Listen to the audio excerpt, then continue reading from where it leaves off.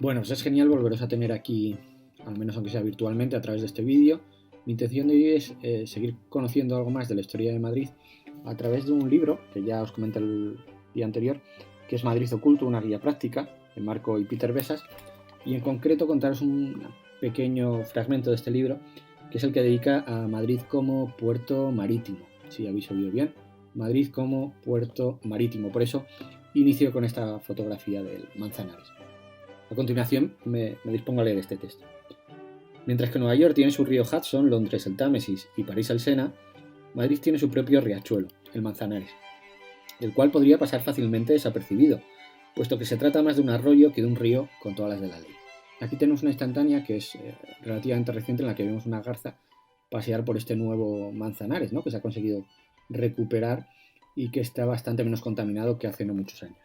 Dice también el texto: es tan pequeño y a menudo tan poco profundo que durante siglos ha sido objeto de innumerables insultos y desprecios. A continuación pasaré a narrar algunas de las opiniones que tenían algunos de los grandes escritores del siglo de oro sobre este río. Lope de Vega nos decía lo siguiente: Manzanares, Manzanares, arroyo aprendiz de río, platicante del jarama, buena pesca de maridos. Y aunque un arroyo sin bríos os lave el pie diligente, tenéis un hermoso puente con esperanza de río. Góngora decía: duélele de ese puente Manzanares. Mira que dice por ahí la gente que no eres río para medio puente. Y también tenemos alguna prenda de Quevedo, claro. Tiéneme del sol la llama tan chupado y tan sorbido que se mueren de sed las ranas y los mosquitos. El río ha sido tan vilipendiado no solo por los autores nacionales, sino también por famosos viajeros extranjeros. Cuando los franceses invadieron Madrid durante la Guerra de la Independencia, un general dijo: no solo han huido los españoles, también se ha fugado el río. El novelista Alejandro Dumas, durante su visita a Madrid en 1846, realizó un recorrido urbano por cortesía de sus anfitriones españoles. Tras un extenuante día de visitas turísticas que incluyó una caminata por la ribera del Manzanares, el escritor se detuvo para beber un poco de agua. Tras vaciar medio vaso, aportó a un lado el mismo y le dijo a su guía español: tome, creo que su río lo necesita más que yo. Me parecía interesante traeros esta instantánea en la que vemos un cachalote, una ballena, que obviamente no es real, sino que fue un acto performático diseñado por una asociación ecologista hace 2 o 3 años. Bueno, quería traeros esta instantánea que, aunque no tiene mucha calidad, me resultaba bastante curiosa. Al parecer, a principios de la década de 1900, uno de los concejales de Madrid pronunció un discurso en el que daba a conocer las estadísticas de las personas ahogadas en el Manzanares. Dicho político, henchido de orgullo, explicaba que en los 3 años precedentes 29 personas habían perecido ahogadas en el río, una cifra mayor que en el Sena de París. Sin embargo, el mencionado concejal tuvo que hacer una pequeña aclaración a esta sorprendente estadística de los fallecimientos. Los fallecimientos de Madrid se produjeron porque las víctimas, al zambullirse en el poco profundo río, se golpearon la cabeza con las piedras del fondo y se ahogaron. Pero bueno, vale ya insultos. El Manzanares, aun siendo pequeño, recorre más de 60 kilómetros y alrededor del mismo surgieron los primeros asentamientos prehistóricos de Madrid. Excavaciones arqueológicas recientes han descubierto ricos yacimientos paleolíticos y neolíticos que nos aportan pistas sobre aquellas gentes, sobre su cultura y sobre los animales, elefantes, ciervos y hasta rinocerontes, que en tiempos remotos moraban en esta zona. Aquí vemos una imagen de esos restos óseos que se conservan de un elefante en el Museo de los Orígenes de Madrid. El Manzanares ha sido el tema de muchos de los cuadros de Goya, como Baila a la orilla del Manzanares, que vemos aquí, y La pradera de San Isidro, ambos en el Museo del Prado. A lo largo de los siglos, el río ha servido como lavandería comunitaria a los madrileños, donde miles de lavanderas acudían diariamente a lavar y secar al sol las prendas. Durante la Guerra Civil, el río marcó la línea divisoria entre los defensores republicanos de la ciudad y los nacionales, que asedieron la urbe durante la mayor parte del conflicto. El río Manzanares, a pesar de ser menospreciado por todos, ha jugado un papel primordial en un proyecto de convertir a Madrid en un puerto marítimo. Hemos oído bien, el puerto marítimo. Originalmente Madrid fue escogida como capital de la nación precisamente a causa de su ubicación en el centro geográfico de la península ibérica, en un punto más o menos equidistante de los diferentes puertos del país. Naturalmente, el problema siempre fue cómo transportar mercancías desde puntos tan distantes hasta la capital, que esencialmente tenía que importar todo lo que se consumía, desde alimentos hasta productos manufacturados, lo que suponía que la vida en Madrid fuera tan cara como en Londres o en París. Esta es la razón por la que durante siglos se anheló conectar de alguna manera la ciudad con el mar. Además, dicho anhelo no fue tan solo un vano deseo, pues sorprendentemente, en muchas ocasiones, se iniciaron las obras para convertir Madrid en un puerto marítimo. El proyecto databa del siglo XVII, cuando España poseía un inmenso, rico y poderoso imperio que se extendía por medio planeta. En el Nuevo Mundo sus dominios abarcaban desde Florida y California hasta el cono sur latinoamericano. Los galeones españoles surcaban los océanos, transportaban oro, plata y especies de las colonias del Caribe y desde allí a España. Pero un problema acuciante se repetía una y otra vez. Los barcos solo podían navegar hasta los puertos principales del país, como Cádiz, Sevilla, Sanlúcar y Lisboa, ciudad esta última que en aquel entonces estaba bajo el control español. Desde allí las mercancías debían ser transportadas por tierra hasta Madrid y otras ciudades interiores, lo que suponía un esfuerzo complicado y costoso. Aún en 1755 una diligencia necesitaba 2 semanas para viajar de Cádiz a Madrid, circulando por carreteras en estado deplorable y enfrentándose a los peligros e inconvenientes que cualquier viaje comportaba en aquellos días.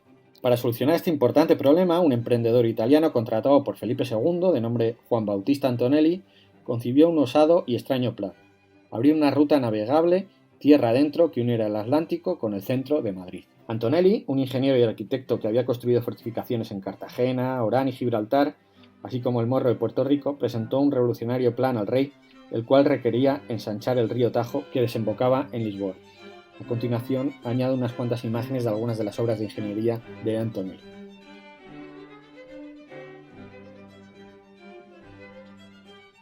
Las aguas del Tajo confluyen en el Jarama, que a su vez conecta con el Manzanares, conocido entonces como el río Guadarrama. Por tanto, mediante una serie de complicados diques, compuertas y demás construcciones situadas en las riberas de los mencionados ríos y con el ensanchamiento de los puentes existentes, los barcos procedentes de las Indias podrían navegar desde Lisboa a Toledo, ciudad a tan solo unos 70 kilómetros de la capital, y desde ahí, navegando hasta el Manzanares, llegar hasta el mismo centro de la villa de Madrid.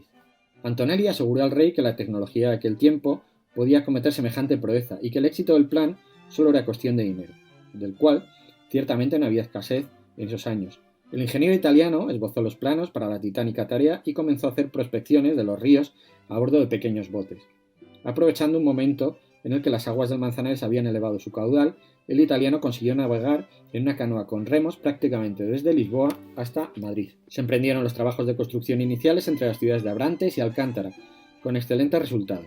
Pero aquel grandioso proyecto estaba condenado al fracaso por razones poco relacionadas con problemas técnicos o de ingeniería, y la primera prioridad de la corte era construir y equipar la famosa Armada Invencible, la mayor y más impresionante flota de barcos de guerra que jamás se construyeran en España. El 29 de mayo de 1588, la flota, con un total de 130 naves y 30.000 hombres a bordo, zarpó a Lisboa, atracando en La Coruña con el objeto de invadir Inglaterra. Los barcos supervivientes pusieron prueba de vuelta a España. Prácticamente la mitad de la flota española se perdió en aquella aventura, y tan solo unos 10.000 hombres de los que iban a bordo pudieron regresar con vida. Fue el mayor desastre naval que sufrió España en toda su historia. Antonelli murió poco después de aquella derrota, pero dejó a su primo todos los detalles de su plan, junto con las soluciones a los problemas de la navegación en el río Tajo. El nuevo titular del proyecto concertó una entrevista con el rey, en la que expuso con entusiasmo los planos y cálculos realizados ante el monarca, pero llegó demasiado tarde, pues Felipe había perdido todo interés en aquel proyecto. ¿De qué servía construir una vía fluvial cuando apenas quedaban barcos y las arcas del país habían quedado arruinadas con el desastre sufrido por la Armada? La catástrofe naval había sumergido a toda la corte en una desesperada melancolía, y el proyecto de unir los océanos con Madrid quedó prácticamente abandonado. El alicaído primo de Antonelli renunció al proyecto al darse cuenta de que su plan no era sino una inalcanzable quimera. Pero aunque archivado durante décadas, el proyecto nunca cayó totalmente en el olvido. En 1641, un matemático, Luis Carducci, escribió un detallado libro que contenía extensas ilustraciones a todo color, en las que de nuevo se analizaban las posibilidades y la viabilidad de navegar por el río Tajo hasta Madrid, y que presentó al rey Felipe IV. Pero el proyecto tampoco cuajó en esta ocasión. Posteriormente, en 1770, el rey Carlos III ordenó que se construyera un canal navegable desde el puente de Toledo hasta el río Jarama, que a partir de entonces conectaría con el río Henares o con el Tajo. En realidad los trabajos llegaron a completar un tramo de 2 leguas del canal, unos 10 kilómetros, que fue conocido como el Canal del Manzanares. Y en 1814, durante el reinado de Fernando VII, se reanudaron los trabajos en el canal, extendiéndolo otros 4 kilómetros hasta la ciudad de Vaciamadrid, donde se conectaba con el río Manzanares, en un punto situado a unos 3 kilómetros antes de desembocar en el Jarama. Para tal propósito se construyeron 6 esclusas y 4 molinos de agua, así como varios botes de transporte.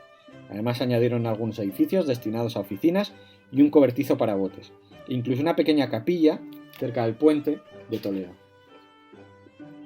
La entrada al canal se protegió con una gran puerta de metal y se plantaron árboles a lo largo de las dos riberas, pero los trabajos nunca se completaron. En 1829 el proyecto fue revisado en profundidad por el ingeniero hidráulico Francisco Xavier Cabanes y en 1834 por Manuel Bermúdez de Castro, por citar solo algunos de los intentos más destacados por reflotar el viejo plan de un canal navegable. El sueño de conectar Madrid con el mar nunca se hizo realidad, tan solo se ha podido navegar con botes por algunos pequeños tramos de los ríos Tajo, Jarama y Manzanares. Pero eso apenas ha procurado alguna ventaja comercial práctica. Además, a medida que las carreteras españolas fueron mejorando, y especialmente con la inauguración del servicio de ferrocarril en 1851, la necesidad de tal vía fluvial era más que discutible. Si se encuentra por casualidad en el lado oeste de Madrid, detrás del Palacio Real o en la carretera que pasa por la Puerta de Toledo, le aconsejamos que cruce por alguno de los puentes sobre el río Manzanares, como el bello Puente de Toledo, o mejor aún, puede coger el teleférico desde el Paseo Pintor Rosales y cruzar el río hasta el Parque de la Casa de Campo. Pero tanto si cruza el Manzanares a pie como si lo hace por los aires, podrá imaginar qué aspecto había tenido el río en siglos pasados con galeones españoles atracando en sus riberas y descargando riquezas y tesoros traídos del Nuevo Mundo.